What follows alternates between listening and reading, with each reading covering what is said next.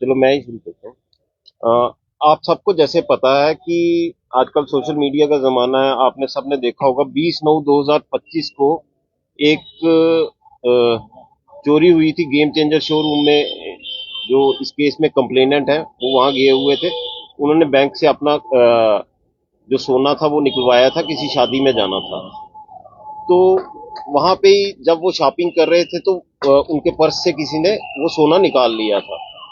शुरू में जैसे उनको भी एप्रीहेंशन थी कि दो लेडीज वहां पे अंदर आई थी। बाद में जब हमने सीसीटीवी वगैरह खंगाले शोरूम के बाहर के आसपास के एरिया के, तो दो लेडीज जो नॉन लोकल थी उनका पता चला। बट जो फोटोग्राफ्स थे, जो सीसीटीवी से निकले थोड़े हेजी से फोटोग्राफ्स थे। शुरू में आप सब जानते हैं कि एक तो सबसे पहले ये किया गया कि एक सिट का गठन किया गया।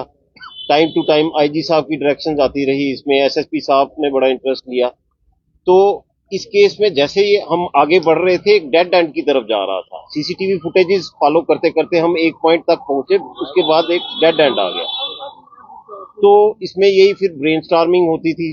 जैसे सिट की टीम थी सारी की सारी, सुपरवाइज अपना एसडीपीओ साहब कर रहे थे। तो मेरे ऑफिस में भी मीटिंग्स होती थी, हम सब मिलते थे। इनफैक्ट हम कोशिश करते थे कि कंप्लेनेंट को भी हम उसका पार्ट बनाएं, पार्ट एंड पार्सल बनाएं।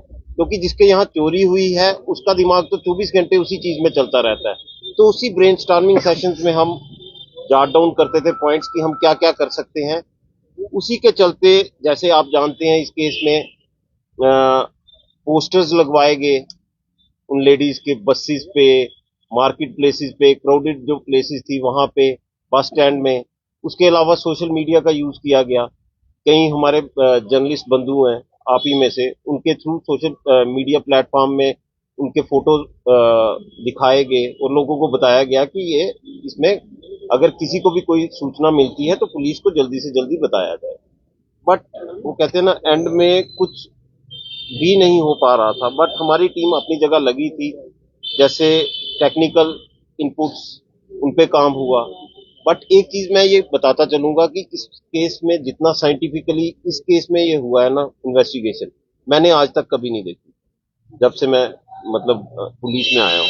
बट वो चीजें कुछ ऐसी हैं जो मैं चाहूंगा कि ना ही मैं शेयर करूं और ना ही आप पूछें, क्योंकि ये एक आज तो इस इन्वेस्टिगेशन में हुए। हम चाहते हैं कि बाद में भी हमें आने वाली कुछ ऐसे जो केसेस हो उनमें इसका प्रूफ मिले। तो वो चीजें कुछ हम अगर नहीं शेयर करेंगे तो अच्छा रहेगा। ऐसे आप हमारे साथ कभी बैठेंगे तो मैं बता दूंगा कि क्या क्या हुआ। तो बहुत ही हेक्टिक एफर्ट्स सिट की टीम के द्वारा।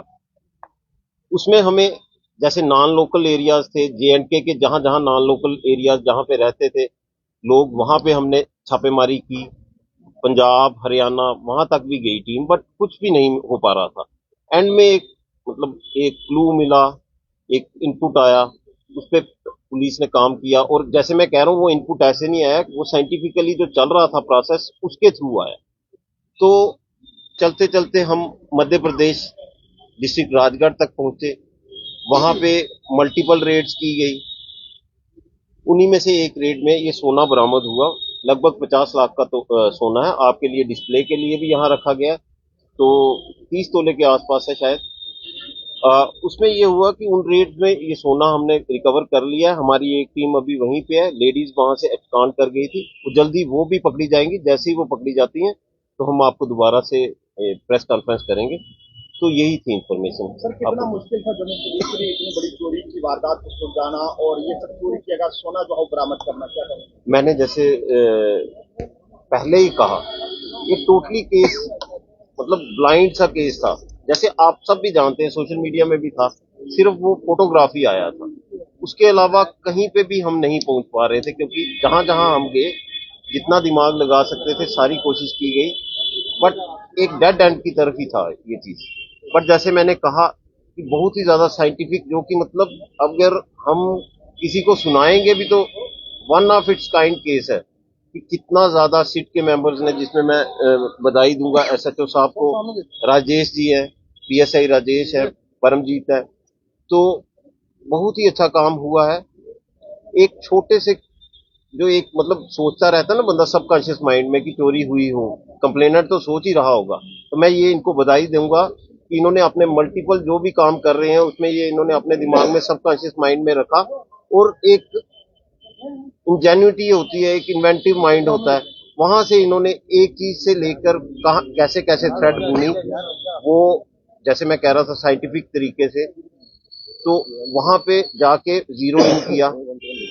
ये इनको मैं दोबारा से एक बार बधाई दूंगा। तो उसके बाद जैसे वहां पे फिर काम पेड वर्क करना पड़ा मध्य प्रदेश में, मल्टीपल रेड्स हुई, तो ये जो हमें कामयाबी मिली उसी के थ्रू मिली। सर